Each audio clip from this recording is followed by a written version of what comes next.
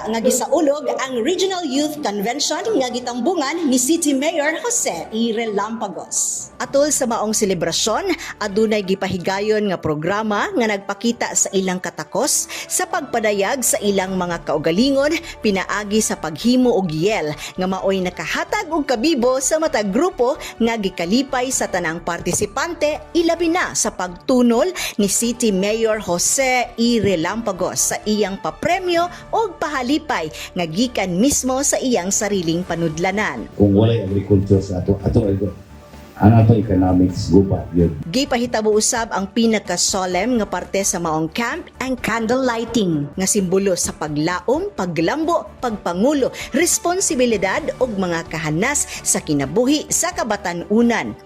Matud pa ni City Agriculturist Samuel Anay nga dako kaayo ang kahimuan sa maong convention tungod kini nagpakita og pagpatindog ug pagpalabo sa agrikultura sa tibuok rehiyon. Ako ang hangyo giawhag og ako ang gihatagan og dako kaayo nga hagit ang atong mga kabatan-unan karon ilabi na mga partisipante ni 4H nga Regional Congress. Ngay padayon nila ang ilang mga pagpaningkamot ilabi na kay ang agriculture sector dako kaayong panginahanglan sa presensya nining batan-on nga moy next generation nato nga moy mopadangat sa ato ang pag-cultivate sa atong pag-cultivate sa ato ang mga natural resources. Ang dako kay mo matter para ma-sustain nato ang atong mga panginahanglan libi na sa atong next generation. Agrikultura sa rehiyon suportahan ta.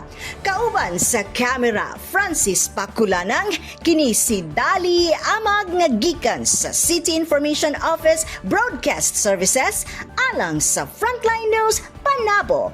Importante informed.